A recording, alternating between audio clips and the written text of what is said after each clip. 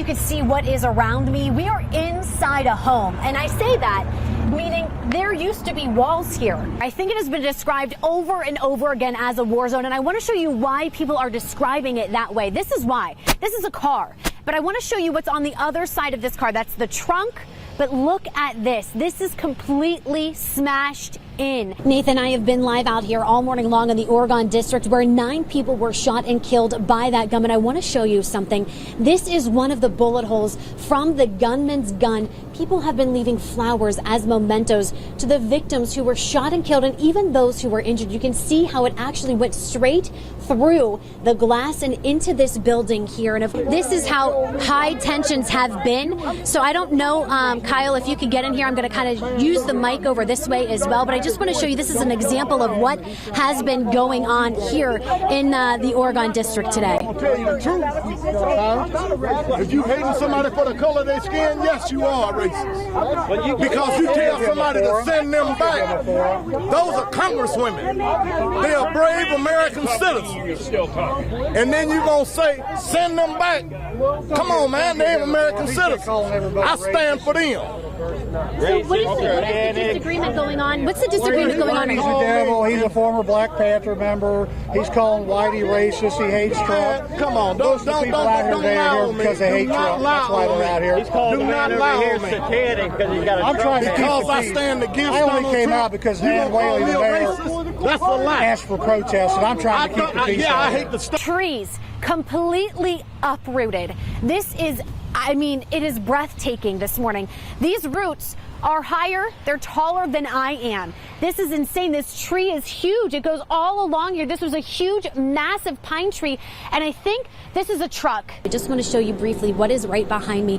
This is where the memorial is, and we just had a few families last night. 3 families of the victims came and took those home, and this morning a man in tears came over and grabbed the one that was dedicated for Derek Fudge. So we had heard that that may have been his father, and so he was very emotional this morning. Things still happening out here in the Oregon district. We do now know that Ned Peppers is expected to open at normal business hours at 11 o'clock this morning. And again, Mayor Nan Whaley confirming that the president told her on Sunday that he is planning a visit here in Dayton, and we are hearing it could be as soon as sometime on Wednesday. Today, the focus is obviously the presidential visit. So I know that you said yesterday that you plan on welcoming him. At some point, are you going to be talking to him about what you want as far as gun laws go? I mean, what do you think you're going to say to him today? Look, I want to get the moment to really say, like, you know, it's nice of you to come about the victims, but we need to, like, do something and have some action so there are less cities like Dayton that are in the hopper. We're the 250th city in this year to have a mass shooting. No other country has that. And it is completely preventable and stoppable. And his job as president, just like Governor DeWine did, is to take action and put some common sense gun legislation in place. This is like the majority of America agrees with this. This is not a partisan issue. This is about a safety issue. We're getting to the point with mass shootings in America like we were with the opioid epidemic, where it has affected everybody. Enough is enough. And, you know, the Dayton community was the epicenter of the opioid epidemic. And hopefully, you know, we built change here in the community for the opioid epidemic. And hopefully maybe we could do the same when it comes to mass shootings. We're following breaking news right now out of Dayton. Dayton police can now confirming for us 9 people are dead, at least 16 others hurt after an active shooter opens fire in the Oregon district. They tell us that suspected shooter also dead this morning. That now makes the total to 10, and they're asking that everyone please avoid that area right now. I want to show you a map of the area that you have to avoid at this hour. It is East 5th Street in downtown Dayton. If you are at all familiar with the Oregon district, you're going to know exactly the area that I'm talking about. That is that area that they have roped off an entire street. It is a large crime scene, and Dayton police are actively investigating this active shooter this morning. We begin our team coverage from that scene, that very active scene, and we start with Dayton 24/7 Now's Molly Reed, who has been there now for the last several hours. Molly. We are continuing to follow breaking news happening right now within the city of Dayton. Several people indicted in federal court this morning, including city officials and business leaders. Former Dayton City Commissioner Joey Williams facing a charge of corruptly soliciting a bribe.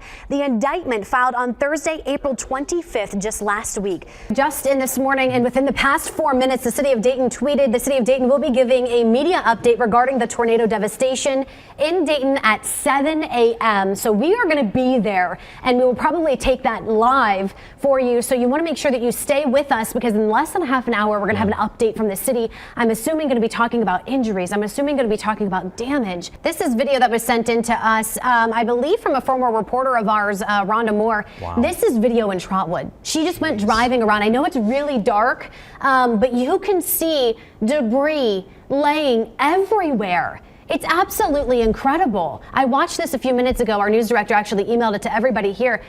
I mean, look at this. Greg, what are your thoughts on this? My thought is there's things you can call this a once in a generation type of an event.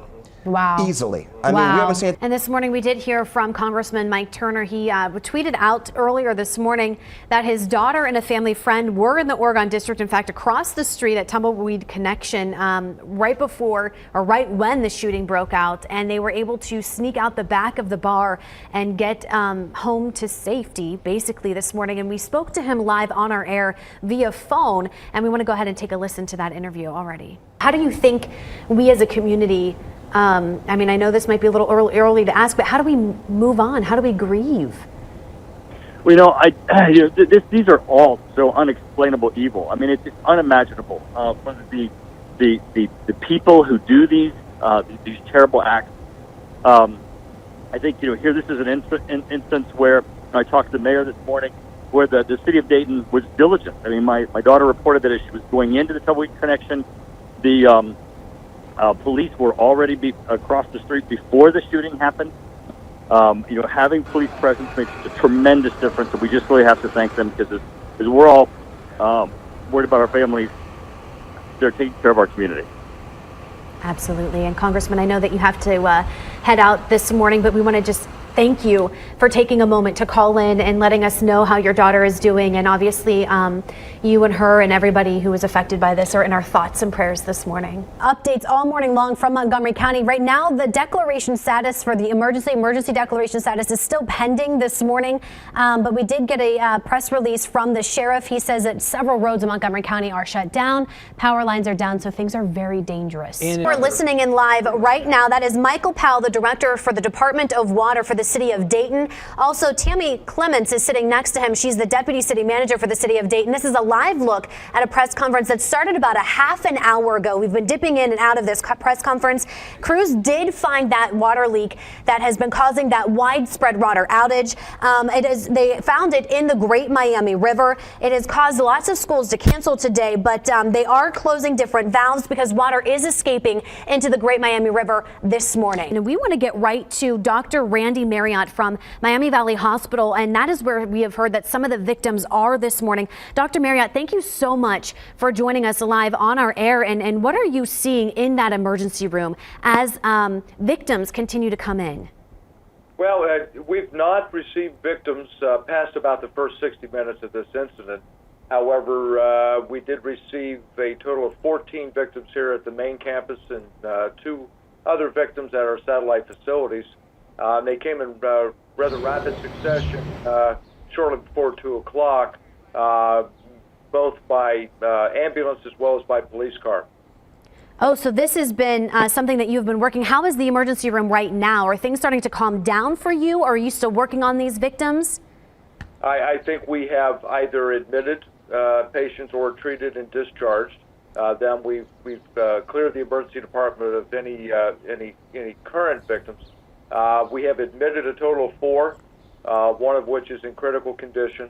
At this time, there have been no surgeries performed, though that is subject to change. They're giving us an update on the widespread water outage.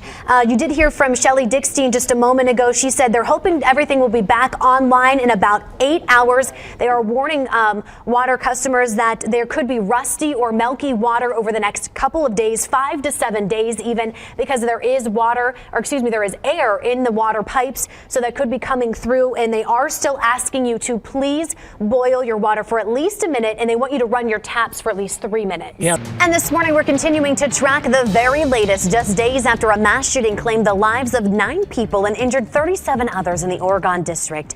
Now these are the 9 victims whose lives were cut short in the early morning hours of Sunday. First, there is 27-year-old Lois Oglesby, a mother of 2, including a newborn baby. She had just returned to nursing school. And 25-year-old Thomas McNichols, a Dayton resident and father of 4, 30-year-old Logan Turner, a Springboro High School grad who was out celebrating his birthday. 57-year-old Derek Fudge was out with his son not hurt.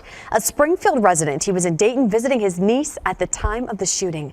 Now there's 22-year-old Megan Betts, the shooter's sister. Chief Beal says that she was one of the first victims. Megan was a Wright State student. 25-year-old Nicholas Coomer was living in Dayton this summer and set to finish an internship next week at Maple Tree Cancer Alliance. He was a graduate student in the Master Cancer Care program at St. Francis University in Laredo, Pennsylvania. And then there's 39-year-old Monica Brickhouse, 38-year-old Saeed Saleh, and 36-year-old Beatrice Warren Curtis. ABC 22 is investigating the timeline behind this crisis. The city of Dayton first recognized the leak Wednesday between 4:30 and 5 p.m. By 5:30 is when the EPA says it was notified, and at 6:06 p.m. our viewers began calling us, reporting that they were without water. Now, it wasn't until 6:12 that the city of Dayton sent out a news release talking about the outage. We asked them if anyone from the city would be able to speak to the media about the issue. We were told no. At 7:30, the city of Dayton sent out a release asking all water customers to conserve water. But then we called the city to ask if there was a fire plan in place at 7:52. They told us there was not. At 8:18, the city of Dayton issued a water boil advisory. We asked if the city would be holding a news conference, and again, we were told no. At 8:50 p.m., we called the Miami Conservancy District to ask if the city of Dayton had notified them of the issue. They said they had not been informed. Now, we then contacted Montgomery County to see if they could give us more information. At 8:52 p.m., we were told that they would reach out to city officials. At 8:58 p.m., Montgomery County told us someone from Dayton's fire department would be available to talk to us. At 9:34 p.m., the city of Dayton called back and told us there would be a news conference at 9:45 p.m. It was at 10:42 p.m. when the EPA confirmed that they had been notified of an issue but deferred back to the city for any updates. Right now, it has been 3 months since renovations started at the Dayton Arcade, and we posted this photo right here to the work that is already being done to the Dayton 24/7 Now Facebook page. It's absolutely gorgeous. It's so great to see. And as you can see, crews have already started to gut the building and started to replace some of the old railing there as well. And if you walk down Main Street right now, you can see clear through old McCrory building windows through the arcade's rotunda to the other side on Ludlow. Although the rotunda's dome will be new, 90% of the arcade's historic windows will remain there. Plus, more of the original 1904 building will also be showing after the removal of many additions that were made in the 80s. This morning, many schools in the Miami Valley will be starting later this year because of the Memorial Day tornadoes. One district hit hard is Brookville. The district sharing these photos right here, you see them behind me, of the damage outside of the high school. Brookville is set to start back up on August 15th, and the construction should be finished just days before that. After Memorial Day, the high school's roof needed to be replaced, along with everything in the ceiling, like the HVAC system. Superintendent Tim Hopkins says the damage across Brookville's campus was estimated at more than $2 million. Insurance covered most of it. It was a small amount of money that we had as a deductible, and so we had that in our general fund that we were able to use to cover that. Besides the roof, the school's greenhouse, gardens, and tennis court fencing also damaged. All of that is now being replaced.